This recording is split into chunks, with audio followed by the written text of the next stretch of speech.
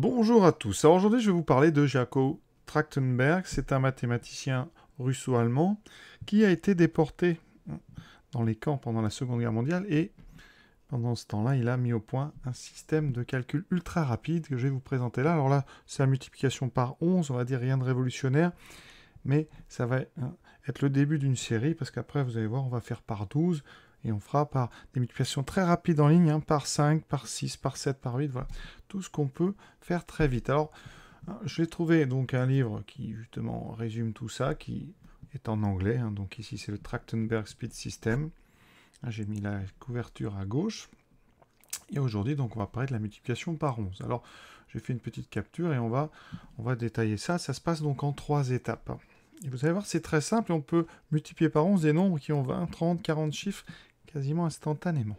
Il faut un petit peu de vocabulaire mathématique. Quand on a une multiplication de A par B, un petit vocabulaire. Ici, A s'appelle le multiplicand.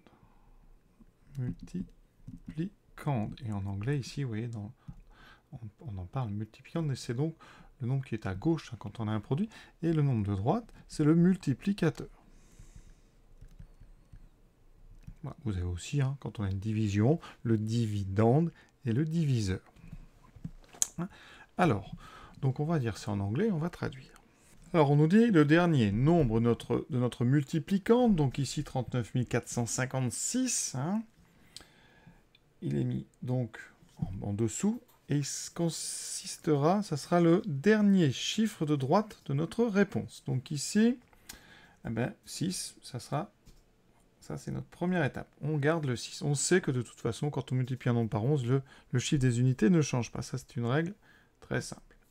Alors ensuite, la deuxième étape. Chaque nombre successif. Ici, donc, je vais passer au nombre suivant, le 5. Chaque nombre donc, de notre multiplicand est ajouté à son voisin de droite. Neighbor, c'est voisin, right, c'est droite. Donc, on fait 5 plus 6, ça fait 11. Et donc, on va avoir une retenue. On la stocke en mémoire, ou on l'écrit, et on va faire ça successivement jusqu'au dernier nombre. Donc là, j'étais sur le 5, je passe au 4. Je fais 4 et 5, 9. J'oublie pas ma retenue, ça fait 10. J'ai une nouvelle retenue. Voilà, que je stocke en mémoire ou que j'écris. Et je continue. Alors ici, j'efface à chaque fois les petits points. Maintenant, je suis sur le 9. 9 et 4, 13. Et ma retenue, 14. J'ai encore un 1. On continue. On est maintenant sur le dernier nombre de mon multiplicand, sur le 3, enfin dernier chiffre ici. Donc 3 et 9, 12, plus ma retenue, 13. Voilà. Et ensuite, dernière étape, le premier nombre du multiplicand devient le nombre de gauche, sauf s'il y a une retenue, tout n'est pas expliqué en détail. Et donc ici, on va faire 1 plus 3, 4. Donc voilà la méthode. On va le faire sur plein d'exemples et vous allez voir, c'est super rapide. Les petits exemples. Alors si vous faites 72 fois 11, alors vous avez certainement appris des petites techniques au collège, des petites astuces. On fait 7 et 2, 9 et on le met au milieu, donc ça fait 792. Donc évidemment, ça on va le garder pour les petits nombres, ça marche très bien. Alors la méthode, elle marche. Regardez, on commence par le 2, ensuite on fait 7 plus 2, on ajoute 7 à son voisin, ce qui fait 9. Il n'y a pas de retenue, donc on retrouve 7.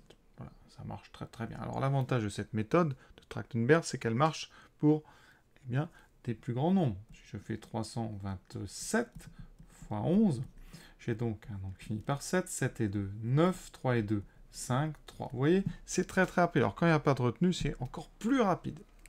On en fait d'autres. Donc 3, 9, 8, 4, 2 fois 11. Donc vous allez faire 2. Et là, ça va vite, ça s'écrit en fait en direct. 4 et 2, 6, 8 et 4, 12. On a une retenue. Donc 9 et 9, 18. On a une retenue. 3 et 1, 12, 13. On a une retenue. 4. Voilà, je vous en propose 5.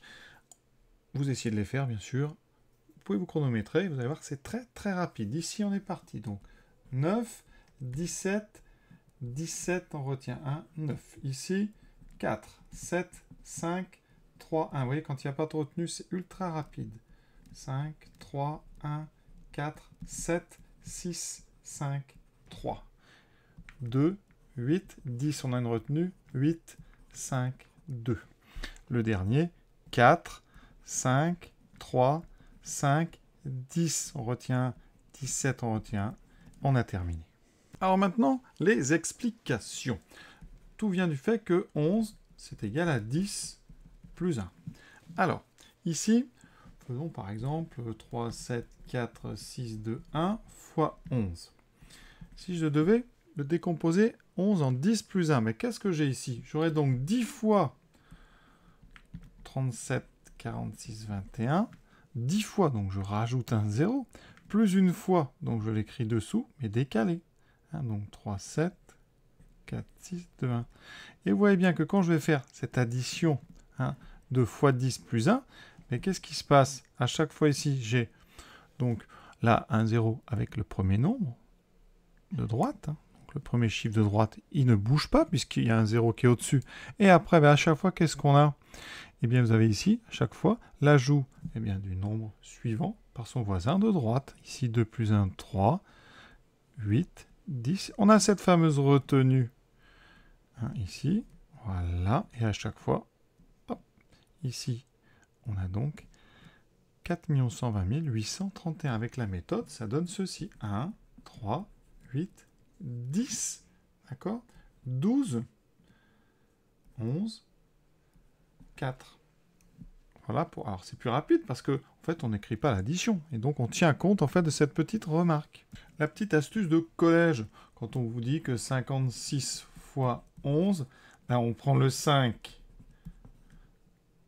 le 6 et on fait 5 et 6, 11. Et donc si ça dépasse, on rajoute et ça fait 616. Alors ça marche bien quand il n'y a pas de retenue. 23 fois 11, donc 2, 3, 2 et 3, 5. Donc ici, la plupart du temps, on fait la somme des deux chiffres et on le met au milieu. S'il y a une retenue, ça augmente la centaine d'autant de la retenue. Donc vous voyez, c'est une méthode qui tient compte ici de la somme des deux nombres. Alors, pourquoi ça marche? Pourquoi c'est comme ça? Mais parce que quand vous faites 56 fois 11, ben vous faites 56, donc c'est 560, donc c'est fois 10, et vous rajoutez une fois 56.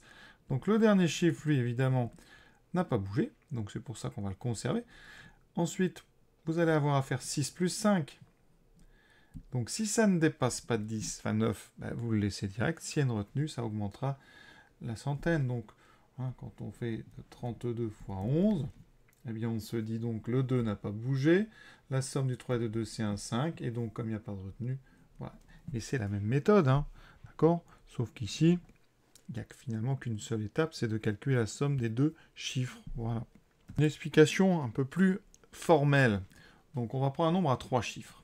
Un nombre qui s'écrit c'est centaines, dizaines, unités. Donc voilà, ça c'est son écriture. Par exemple, 735. D'accord? C'est les centaines vaut 7, les dizaines valent 10, les unités valent 5. Ce nombre, c'est en fait 100 fois les centaines, plus 10 fois les dizaines, plus une fois les unités. Ce nombre, on va le multiplier par 11. Donc je reprends toujours ma même astuce extraordinaire de dire que 11 c'est 10 plus 1. Quand on développe, alors les unités, on a eu. Donc les unités n'ont pas changé. D'où viennent les dizaines? Les dizaines vont provenir de 10d fois 1. Donc on en aura d. Et 10 fois u, donc des dizaines, on en a d plus u. D'accord? Les centaines vont venir de donc 10 fois 10. Ici donc des centaines, on en a d. Mais on en a aussi 100 c fois 1, donc on en a plus c. Alors je vais l'écrire dans l'autre sens, c plus d. Et il nous reste les milliers, 100 fois 10, ça fait 1000, on a 1000 fois c. Donc votre nombre est ici, ça veut dire que ce petit algorithme, eh bien, il vient de là. On garde le chiffre des unités, donc ici, on garde notre 5. Ensuite, on fait d plus u, donc dizaines plus unité, donc le chiffre suivant avec son voisin de droite, 3 et 5, 8. Comme ça ne dépasse pas 9, on n'a pas de retenue. On passe au suivant. Centaines plus dizaines, 7 et 3, 10. Alors là, eh bien, comme on a 10 centaines, on va rajouter 1 au millier. Donc, ça veut dire qu'ici, on va faire passer cette retenue sur le chiffre des milliers. Donc, on va prendre ce 7, d'accord? Et on lui rajoute la retenue. Donc, on a 8, ça fait donc 8085. On refait avec la méthode en ligne. Donc 5, 3 et 5, 8, 7 et 3, 10, il reste 1, 8085. On finit par un grand nombre. 1, 3, 5, 9, 13 retenu. 9, 10 retenu. 7, 9, 7, 5, 3. C'est terminé. Et pour ceux à qui ça a plu et qui ont envie d'en savoir plus, eh bien à suivre, ce sera la multiplication par 12. À bientôt.